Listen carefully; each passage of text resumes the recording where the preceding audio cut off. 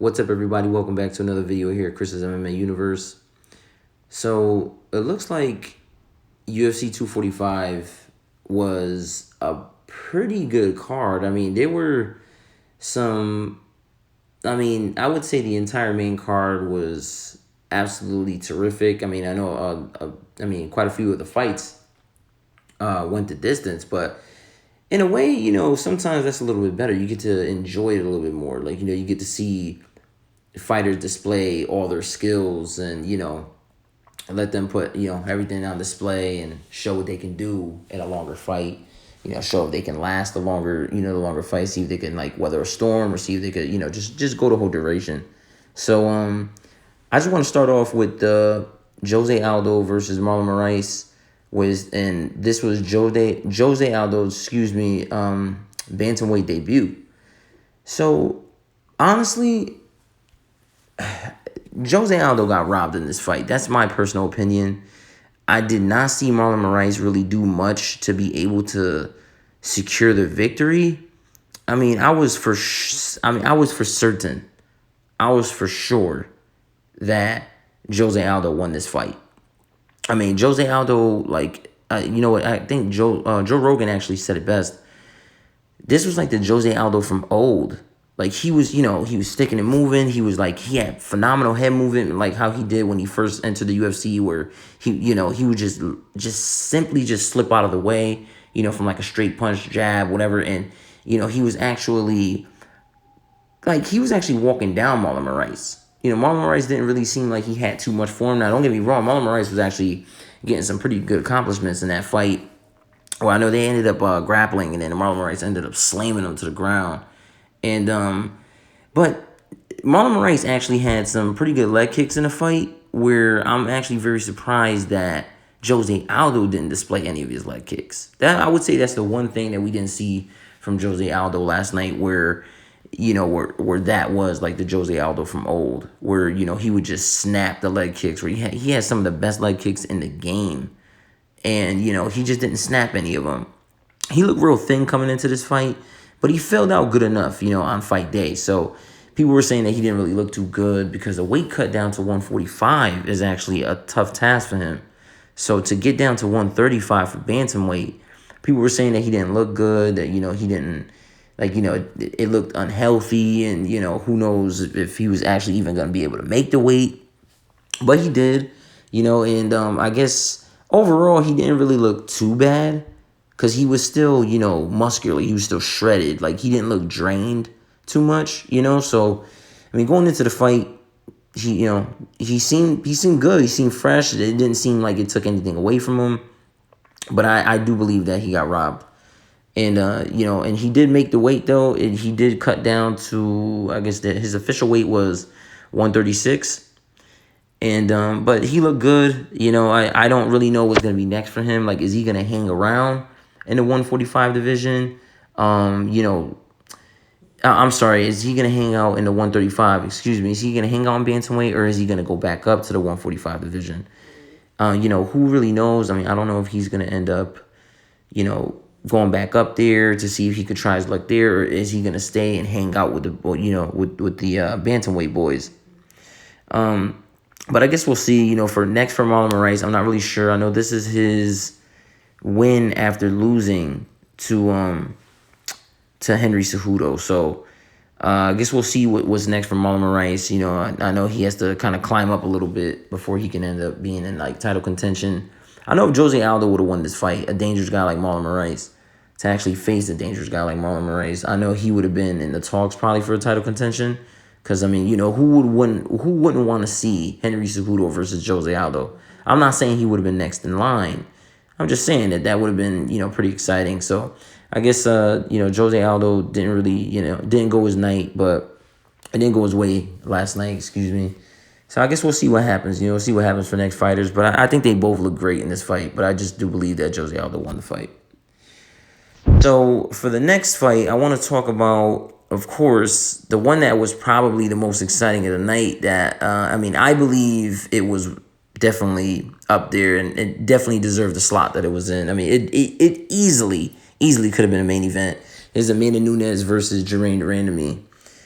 that fight was actually pretty scary for me. I mean, Durandamy went in there and she just looked so hungry, so ready to take on Amanda Nunes. And don't get me wrong, because she was. I mean, on the stand up, except for that overhand that Amanda opened up with, almost like it was almost immediately in round one where she caught her, kind of like, she didn't catch her flush, but she did catch her with it. And I mean, besides that, Amanda didn't really have too much for Jermaine Durandamy on the stand up. It seems like when they were on the feet, Jermaine Durandamy seemed a little like slicker, a little fresher, like where she was kind of ready for Amanda Nunes to bring her all. But then Amanda Nunes, I mean, it was pretty much the story of the fight. Amanda Nunes dominated Durandamy in round one. It was complete and total domination. And I honestly believe that it was going to be over when she caught her with the standing guillotine. Then they dropped to the floor. That thing was sunk in tight. But then she slipped out of it. And then she ended up trying to get her in the arm triangle at the end of round one. And that was scary because I was so sure that Durandamy was done. But Durandamy is so tough. She's so durable. She deserves to be in this game. I mean, she's in this game for a reason. I'm really happy that she did not go the route where people were telling her to quit and, don't fight anymore, because she was so game in this fight. She was just so game. And, Amanda Nunes, just like the story of the night was her taking her down and holding her and controlling her on the ground. There was a couple scary moments there later in the fight where Durandamy actually almost got Nunes in a submission where, they kind of scrambled and Jermaine was actually on top of Amanda and actually almost got her. And I actually thought it was over there. I mean, that's what I mean about this fight. It was so scary. It was so exciting. It was so nerve-wracking, to actually watch this, because I was on my feet the entire time. And it was just insane. It was insane. That fight was just so exciting. I mean, I know a lot of people don't really like it too much when Amanda Nunes, or anybody for that matter, to just try and take someone down, just hold them down when you really want, this is only, people don't really like that when you want them to stand up, when you want them to just, be on the feet and bang. But, it didn't really work that way for Jermaine. So, Amanda was controlling her on the ground. I mean, towards the end of the fight, she was just taking her down at will, and then that was just the story of the round. So, Amanda Nunes pulled it off, though. She got the W in this fight. She ended up getting her hand raised. She's still the bantamweight queen and featherweight queen. So who's really next for Amanda? Now, I know Amanda, matter of fact, last night, Daniel Cormier said it best.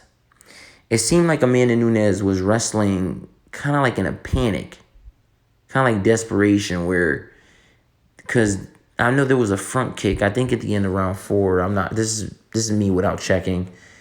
Where she actually caught Amanda with an up kick. Jermaine caught Amanda with an up kick and kind of rocked her. There was a couple times where it looked like Jermaine hurt Amanda. So it does seem like Amanda felt like her best way of winning, I'm not gonna say only way, but best way and for sure way, is if she were to take her down. So I know Amanda at the end of the fight was saying that she wanted to surprise people and stuff like that. I don't really think that was the case, because why wouldn't Amanda stand and bang if she thought that she could just take her out at will, or just dominate on the feet?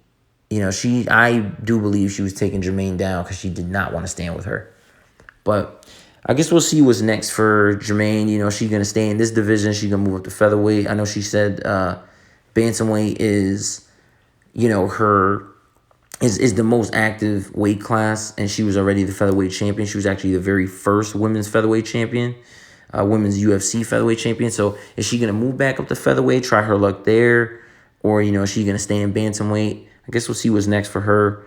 But for Amanda, I mean, even if you don't like the way she won, she still got the nod. She still won, and she won unanimously. So Amanda is hands down, whether you like it or not, and whether I like it or not, Amanda is the UFC women's GOAT. There's no way around it. I know a lot of people who try to dispute the wins that she has and saying that she didn't really win, undecisively, or, this and that, or it really doesn't matter. I mean, she still has the record. She still took out every single former champion and everybody who was absolutely game for her.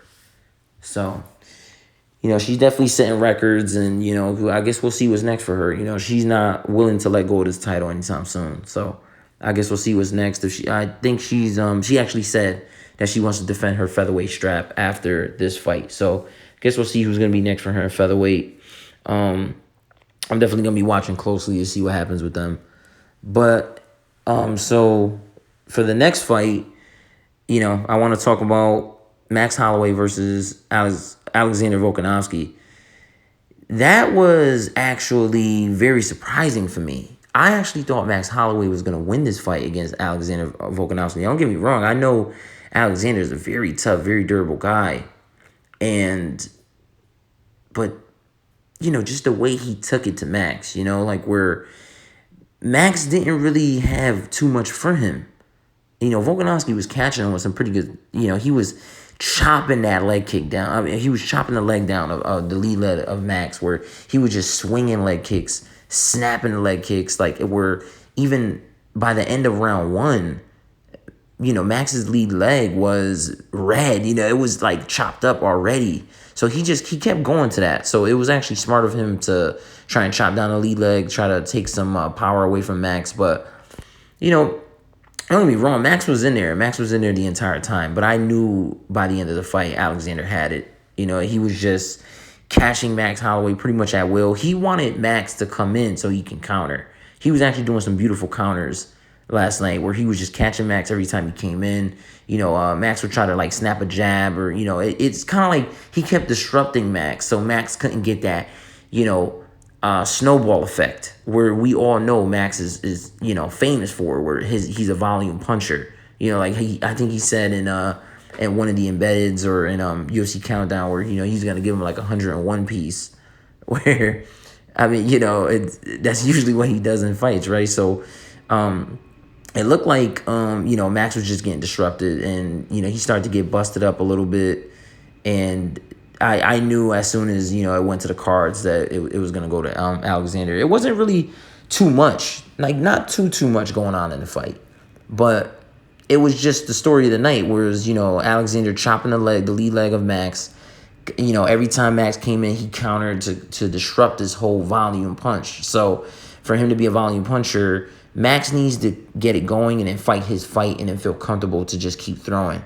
And if you don't interrupt him, kind of like how Conor McGregor did, where he just kept interrupting Max. Now don't get me wrong, I know this is years and years ago, but he kept disrupting Max, so Max wasn't really able to get off to actually get the volumes going. So yeah, that's pretty much what it was with Alexander. I mean, he was coming at him, he was cracking him, looked like he hurt him a couple times.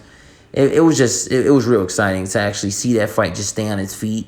I know Alexander was trying to take him down, but didn't really have too much success there. But it looked like he didn't need it, because he got the nod. So congratulations for Alexander. I'm not sure who's going to be next for him. I guess we got to see what happens with the featherweight division. I don't know if Jose's going to move up.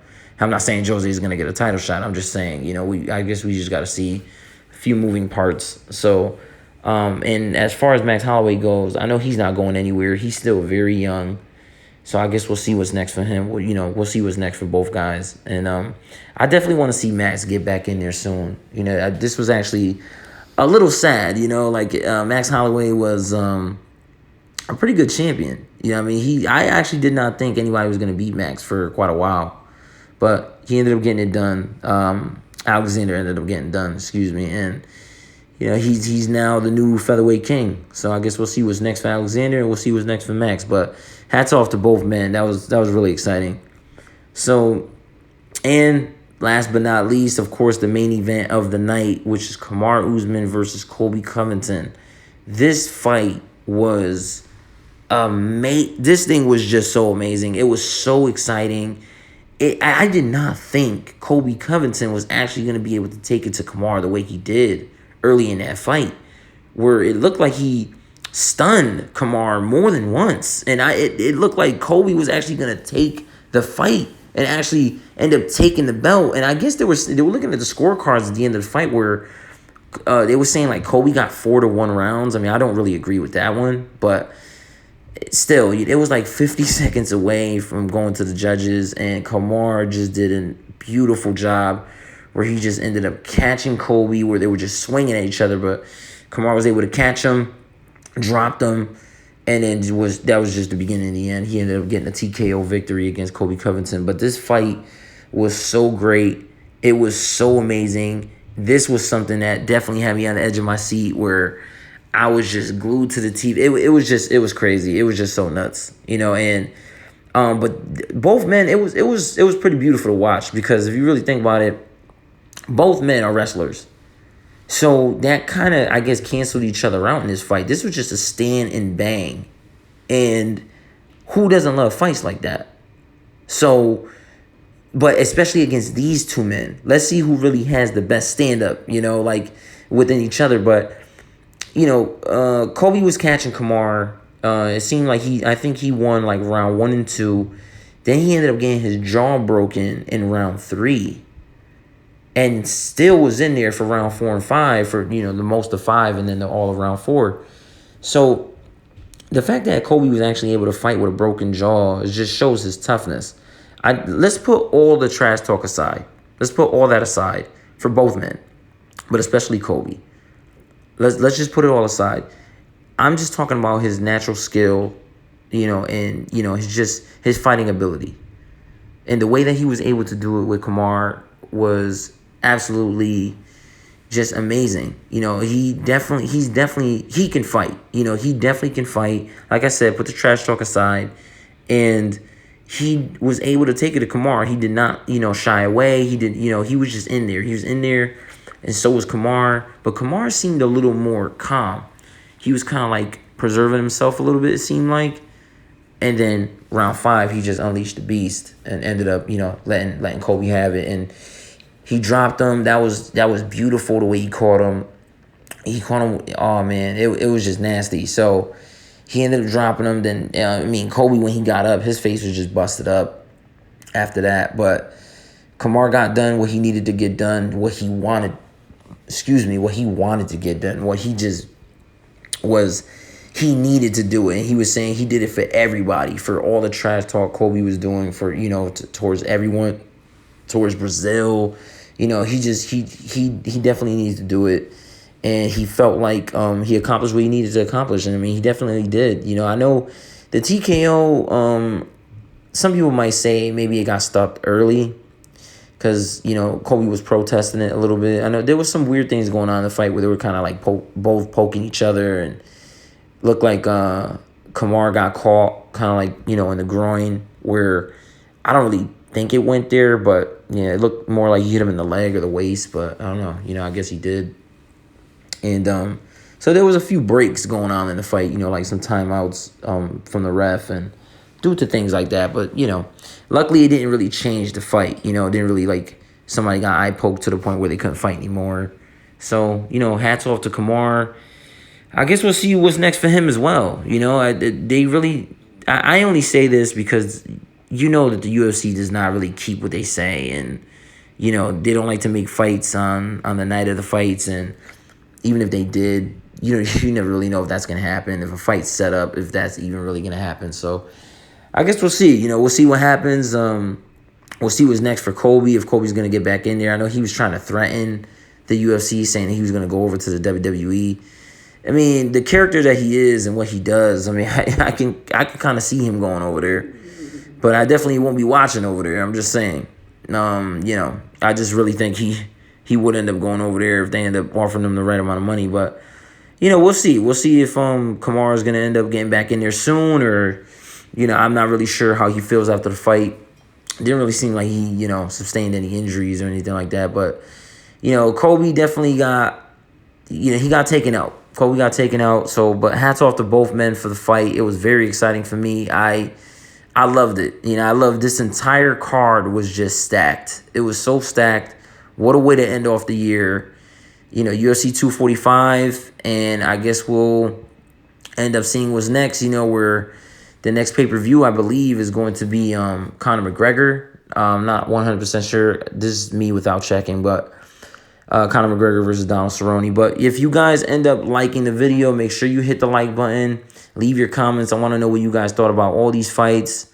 And if you enjoy my content, make sure to subscribe. Hit that icon in the center of the screen. And I'll see all you guys in the next one.